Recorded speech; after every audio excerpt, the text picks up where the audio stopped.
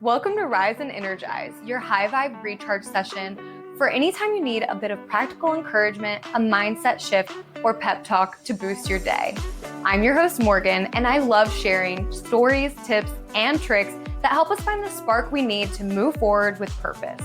Whether you're working on your career, your health, or your relationships, this show helps you stop overthinking and start stepping into the version of yourself you know you're capable of being. Let's get into it.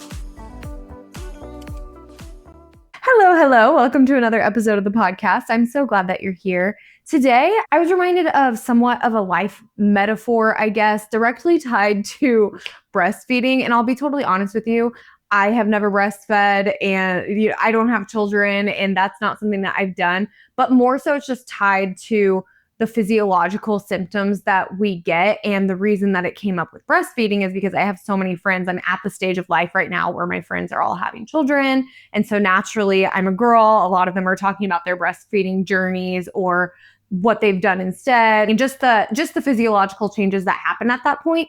But even if you're like me and you've never breastfed before, or you're a man and you're never going to do that in your lifetime, it still is relatable. And I still think that you should listen, because there are probably some physical things that you could relate to as well without breastfeeding. And also, even though breastfeeding is the conversation that kind of brought these things to my mind as something that would be good to talk about on an episode of this podcast, the episode is not about breastfeeding, really. It's more so about the things that our bodies do that when you think about for a second and you think on it a little bit longer, you realize, oh, these are good things to remember just about life in general and the ways that we go about life in general. So I kind of have like 3 key points that came to mind whenever I was thinking about this. And fun fact, I actually had this idea a few weeks ago and had made an entire outline on it. And sometimes things just come up instead. And in the last couple of weeks, things that have come up are my husband turning 30. I talked about that on an episode about the things that we feel like we learned in our 20s, or my book club turning 3 years old or celebrating our 3-year anniversary. That came up. And so I've actually had this outlined for a while, but it just kind of fell to the back burner, which sometimes happens. It reminds me of like when I have a list of books to read and then something all of a sudden sneaks up to the top of the list because, there's going to be a TV show on it and I want to read the book first. Or, someone in book club is reading it and so I want to read the book with them before I go down the rest of the list. This idea kind of fell to the background. But then I was reminded of the idea because we just celebrated one of our friends, their child turned 1 year old. And usually that's around the time that moms kind of stop breastfeeding. Not everybody's different, but if they are breastfeeding a lot of the time around 1 year old, they are doing it a lot less or not doing it all anymore. And I was talking with some girlfriends about this and just how crazy it is how our bodies, especially female bodies, but male bodies too, how our bodies just adapt to the situations that we're in. And breastfeeding is such a good example of that, or just pregnancy in general, because your body adapts to what it is preparing for, right? And so I recently learned that the breast milk that you produce in the morning is different than the breast milk that you produce in the evening, because in the evening it has more melatonin, like natural melatonin or something like that. You could fact check me. But basically, because your body is trying to produce what it is that is needed of it at particular times of day. And this is true anyway in our bodies, like whether we're breastfeeding or not, is that our hormones fluctuate throughout the day based off of our circadian rhythms, and that they naturally go through a cycle so that we can sleep better at night. And then also when we wake up, our cortisol is elevated in the morning so that when we wake up, we have that natural spike of energy or adrenaline to start the day. And I just find it really, really interesting. If you know me, I find physiological things really, really interesting, and the way that our bodies adapt to our scenarios without us even realizing it. Super interesting, especially because I think a lot of these things can be metaphors for things in life. So one thing with breastfeeding that is always interesting to me is how when women say that they go back to work and they have a harder time pumping regularly or something like that, that their body naturally goes, like it takes that as a signal, oh, I don't need to be producing as much because I'm going longer and longer between the milk actually being used. And so then you stop producing as much. And that's not the case for everybody. But I also think that's true physiologically as well for just any kind of physical thing. Like think about the first time that you took a half-mile walk. You might have been winded, you might have been tired, but once you start taking a half-mile walk every day for however many days, then you're like, oh, I could go a little bit further. I could go a little bit further. And what your body is doing is getting used to what you're putting it through. And so you're signaling to it, hey, this is something that I want to strengthen. So in real life as well, what we signal is what we strengthen. I always think about that phrase, like where attention goes, energy flows, or something like that. Like basically the things that you give attention to are the things that are going to flourish in your life. And so with this example of when we give our body a signal that, hey, we need this, this is something that we need, it naturally strengthens that thing within our system. That's true in our real lives too, right? So I'm curious what you would say, like if you think about it right now, what is something that is important to you, but you haven't really been signaling, you haven't made time for it in your life to strengthen it? Because your body is aware of that, whether it's subconscious or not. Your body is aware of those things and your brain is aware of those things. I've talked a lot about confirmation bias on here before, but when you consistently put something off or procrastinate something, or you're not doing something, even though it is something that you want to do and something that you care a lot about, you're signaling to yourself that it doesn't matter that much. And so you're not really strengthening the muscles within you to continue doing that.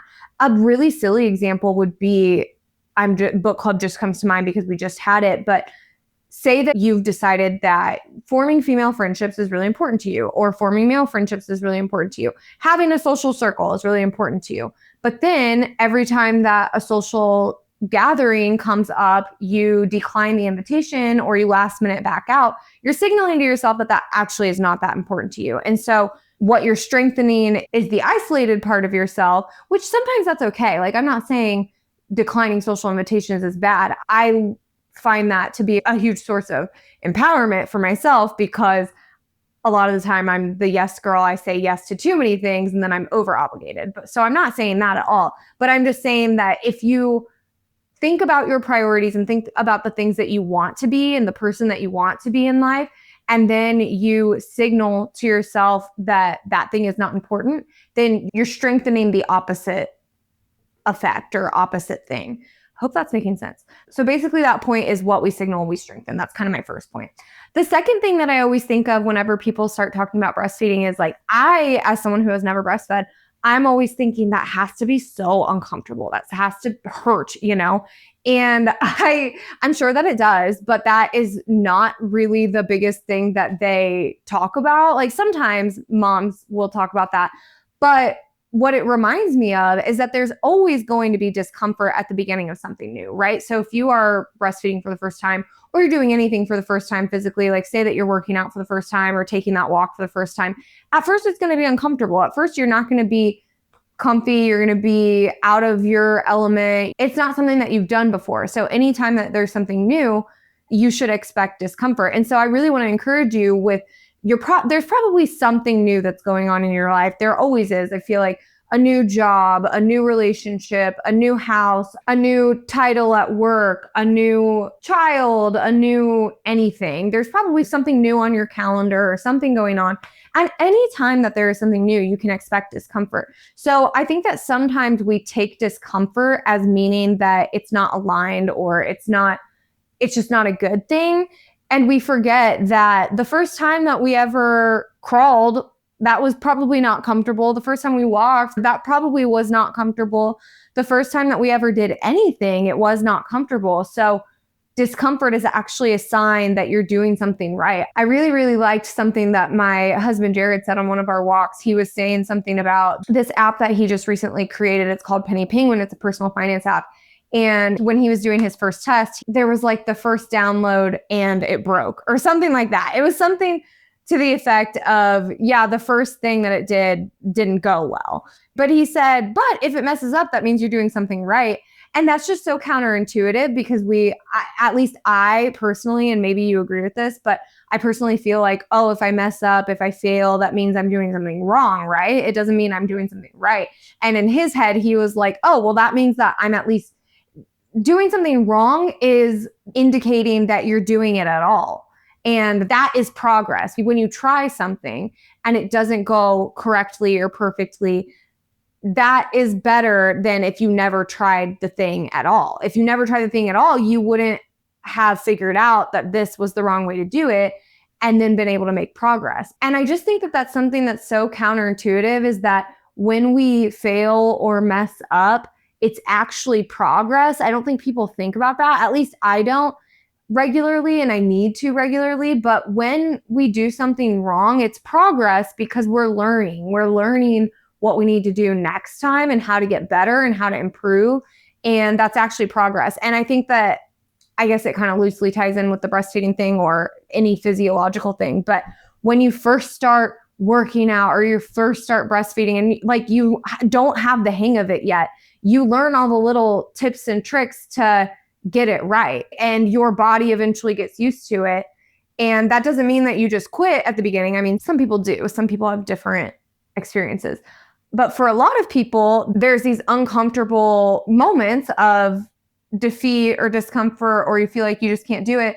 And then eventually it just becomes the usual, right? When you first started your job and you didn't know what you were doing, after a while, like now it just feels like you've been doing it forever. Or when you first, I think a lot about mine and my husband's marriage because we've been reminiscing a lot. We're going on our 10-year wedding anniversary, and we've been reminiscing about our relationship like in high school or something. Like there were all these feelings that were really uncomfortable at first. Like, oh, should I say this? Should I do this? Should I text this? Should we hold hands in the hall? All those different things. And it felt really novel and really crazy. And then now it's just like, those are just usual things. And in 10 years, there will be things that we're going through now that will feel more usual then. So it just becomes the norm eventually. So if you can remember that at the scary beginning of the thing that you're starting, I think it would be really helpful just to remember that eventually this is going to feel like the norm. So I just need to remember that the discomfort is not a sign that I'm doing something wrong. It's actually a sign that I'm doing something right. And then the last point that I really like is that we kind of train our body for baselines, right? So we do this with food, with exercise, with sleep. Like how many people probably slept 8 hours when they were a kid or 10 hours when they were a kid? I don't know, however many hours when your parents were moderating it.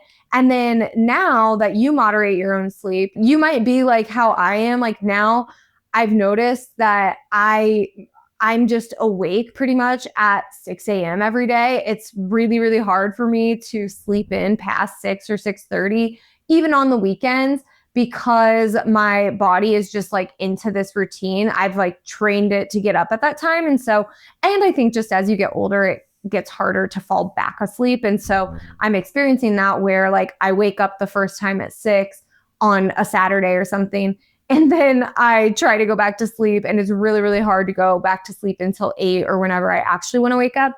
But what we do repeatedly trains our bodies to get used to that routine and get used to that thing.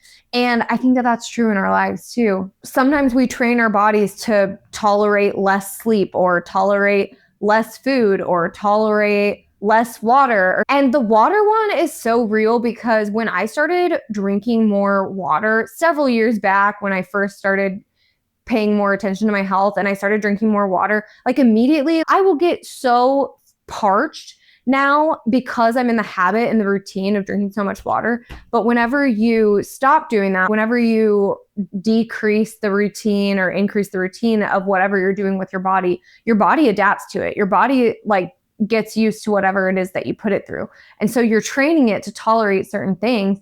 And so I think that's such a great metaphor for life, because you do the same thing in life. You train yourself to tolerate certain things. Like in your workplace, have you trained yourself to tolerate poor culture? Or in your relationship, have you trained yourself to tolerate something that is a lower standard than you usually think that you would have? I would say just think about your lifestyle, your job, your body, your relationships, and ask yourself, what things have I unintentionally trained myself to tolerate? Because you may not have realized, because it can sometimes be like a slippery slope. And then you look up one day and you're like, how did I get here? But what things have you unintentionally trained yourself to tolerate in your life? And which ones are important to you to not do that anymore? Because I think sometimes we do tolerate like more negativity or something like that in our relationships than we intended to, but we look back and we're like, how did we get here? And so reminding yourself, what do I want to be true of the things that I will tolerate, and what do I not want to be true? Like, what are kind of my non-negotiables? So I would say that's maybe a reflection point of looking at, okay, where have I allowed like chaos or something to be an excuse to tolerate something less than I want or deserve for my body or my relationships or my workplace or my family or my house, my home, my surroundings. And then ask yourself, where would you like to go from here? And you can start really small. Just start really small and decide, okay, this is one step that I'm going to take toward making that thing a priority again. And vocalizing, because sometimes that has to do with other people. And when you're not prioritizing something, other people aren't going to realize it's a priority unless you tell them. So you need to do that too. But basically, I just think that these are 3 things that are worth thinking about, worth reflecting on. And I hope tying them to like a very physical, real thing is helpful for you.